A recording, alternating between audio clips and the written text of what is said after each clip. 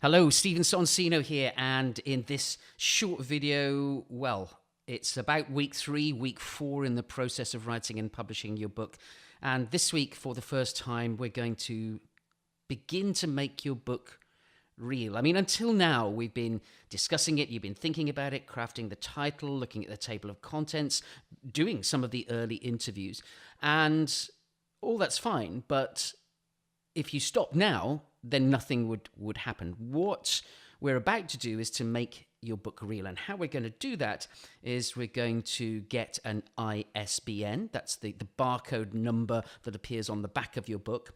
And that barcode number, that ISBN, will be distributed to the libraries of the world, the British Library in the UK, the Library of Congress in the United States. And to do that, we'll need to get that ISBN registered with Nielsen. Nielsen is one of the agencies in the UK that does that, but it's the largest and probably the most important. So we're going to get your book on Nielsen, and they will distribute your book data to the rest of the world. And we're also going to get your book today on Amazon. We're going to create a record for your book on Amazon so that you can sell the book online. You don't have to. You could sell it from a website. You don't have to sell it at all. You can give it away to the men and women who are in your community if you want. But people often ask you, they will ask you, where can I get your book? And it's just cool to say it's on that. Just go to Amazon. It's just the simplest, easiest way to get your book out there. You don't have to worry about, and you shouldn't worry really about getting your book into brick and mortar bookstores. So that's what we're going to do today. We're going to get an ISBN, International Standard Book Number. We're going to get your book on Nielsen, and we're going to get your book on Amazon. So first, let's get an ISBN. So just head over to your browser of choice and type in Nielsen Title Editor.com. Nielsen Title Editor.com. And once you get there, you'll see this page. It's a little bit clunky, it's a bit old school, but it works, it does the trick. And there are so many books and records here that I think they're scared to change it. That would be my assessment. And they have something like 60,000 publishers and suppliers using this website. So it's a very significant platform that they have here. So if you haven't registered before, the first thing you need to do is to register as someone who can edit stuff here. And basically you're saying that you are going to publish your book. So that's another conversation you need to have with yourself. Yes, you can go to a mainstream publisher and they can do all of this stuff for you, but you give up a lot of rights in the book. You certainly will lose a lot of revenue. But if you want to go to a mainstream publisher, great news. You can stop watching this video right now. But I urge you to at least watch through, and I'll show you how simple this process is. This is the process for you if you want to publish your own book. In effect, you are becoming not only a writer, an author, but the publisher of your book. And that's an important step. You have some responsibilities, so you've got to do it properly. So take a look through these terms and conditions. It's worth having a quick look.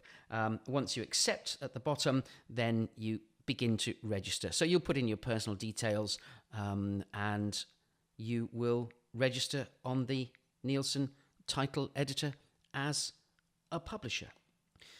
So you've set up to register for Title Editor. You also need to buy an ISBN number. ISBN is, there's a lot that goes on behind the scenes. So you can buy a single ISBN just for the book that you happen to be working on. But what you'll see here at £90 or roughly $100, I think it's quite expensive. On the other hand, behind the scenes, they do an immense amount of work for you. They take the core data that you're about to share and they distribute it to Library of Congress, to the British Library, and the other libraries of the world. Thing about an ISBN number, it only really applies to a single format. So if you're going to create a hardback book, you need an ISBN number. If you're going to create a paperback book downstream later, then you'll need another ISBN number. If you're going to create an audiobook, you need an ISBN number. If you're going to create a manual or a workbook, you need an ISBN for that format. So if you see this book as one of a number of products, one of a number of formats, then I recommend that you get the block of 10. Because look at the pricing. For the price of less than two single ISBNs, you get a block of 10. So that will serve not only for this book project, but for the one after that as well. Let's talk about that downstream. We tend to go, for our own needs, we get blocks of 100 because there are so many different formats and we have so many different clients working with us. But you don't need to do that. I don't think you need to do that. So I would recommend get yourself a block of 10. And what will happen is, well, for us the last time, they're still a bit old school. They sent it in the post. We had a printed a ring spiral-bound booklet with a number of ISBN numbers, and we had to write in the numbers, the names of the titles that we're including. Definitely a little bit old school. I don't know whether you, if in registering now and signing up, will get an electronic version, but you may get something in the post. In which case, if you can't get your ISBN number today, now, then you'll need to pause this video and come back at a later date. Should be just a few days' time, and then you can come through and carry on making your book real. When you get your ISBN, you'll see it's a string of 13 digits with some dashes to separate out different parts of the number. It's related to the barcode system, the article numbering system that was set up years ago. And it relates to those thick bars, thin bars, thick bars, thin bars on each product's barcode. You don't need to know this, but I'm a bit geeky about it. The first three numbers are related to the European Article Numbering Association. So it's either going to be 978 or 979. EAN, that's what this first batch of numbers relates to.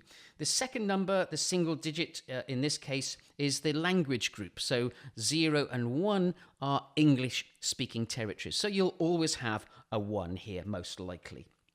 If you're in Bhutan, it's a 4 or 5 digit number here.